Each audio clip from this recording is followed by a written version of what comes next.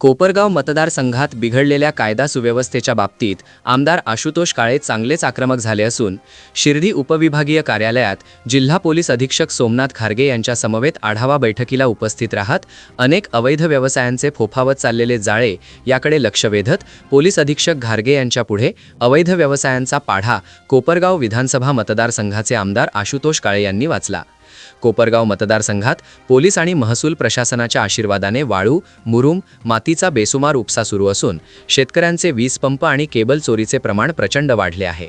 मोठ्या प्रमाणात अवैध व्यवसाय तेजीत सुरू असून अवैध व्यवसायातून मिळणाऱ्या आडमाप पैशामुळे हातात गावठी कट्टे घेऊन तयार करण्यात आलेले रील्स सोशल मीडियावर व्हायरल होत असल्यामुळे नागरिकांमध्ये चिंतेचे वातावरण पसरत आहे।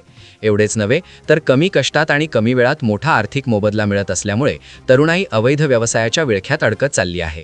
या सर्व अवैध व्यवसायाला महसूल पोलीस प्रशासनाची साथ मिळत असल्याचा आरोप आमदार आशुतोष काळे यांनी करत शिर्डी विभागाचे प्रांताधिकारी माणिक आहेर, त्याचबरोबर कोपरगाव तहसीलदार आणि कोपरगाव शहर पोलीस ठाण्याचे पोलीस निरीक्षक रामकृष्ण कुंभार आणि कोपरगाव ग्रामीण पोलीस ठाण्याचे पोलीस निरीक्षक संदीप कोळी यांना आमदार आशुतोष काळे यांनी चांगलंच धारेवर धरले। वाळू तर आहेच, माती चालू आहे, मुरुम चालू आहे, पण रोज 500 डंपर मुरुम चालू आहे, रोज गौण खनिजचा उपसा भरमसाठ चालू आहे। त्याच्यामुळे किती रस्ते करा टिकू शकत नाही आणि याच्यामुळे सगळी कायदा सुव्यवस्था बिघडली। दोनच विषय, एक तर महसूल आणि तुमचं पोलीस स्टेशन, सगळं तुमच्यामुळेच होतं। तुमच्याकडनं कारवाई कमी होऊ राहिली, नावं कळायला सुद्धा जोपर्यंत त्यांच्यावर वारंवार कारवाई करत नाही तोपर्यंत हे बदलच होणार। कोपरगाव मतदारसंघातील अवैध व्यवसायांचे पाळमूळ कायमची उपटून टाकून कोपरगाव मतदारसंघ दहशतमुक्त करावा अशी मागणी आशुतोष काळे यांनी जिल्हा पोलीस अधीक्षक सोमनाथ खारगे यांच्याकडे केली आहे।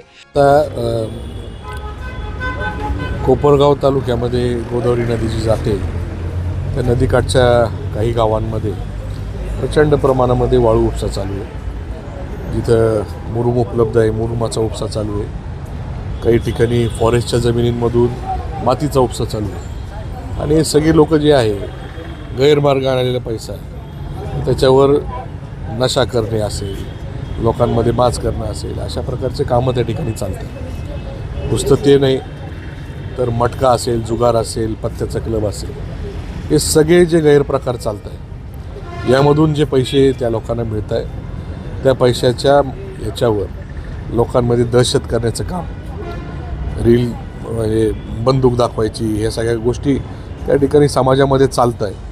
आणि म्हणून महसूल असेल, आपली पोलीस यंत्रणा असेल, यांची मीटिंग घेऊन त्यांच्यावर कारवाई करावी आणि समाजामध्ये शांतता राहिली पाहिजे। एक फार गैरप्रकार असल्यामुळं जे पैसे त्या ठिकाणी मिळतात त्याच्यामुळे तरुण त्या ठिकाणी डायव्हर्ट होत आहे। लोकांना म्हणजे तरुणांना वाटतं का सहजरित्या पैसे मिळत आहे, मग त्या मार्गाला जात आहे। त्यामुळे ह्या गोष्टी त्या ठिकाणी जर थांबल्या तर त्या या ज्या काही समाजामध्ये गोष्टी होत आहे त्या थांबतील आणि शांतता राहील, लोकांमध्ये दहशत होणार नाही, लोकांना कुठेही घाबरून राहायचं कारण नाही।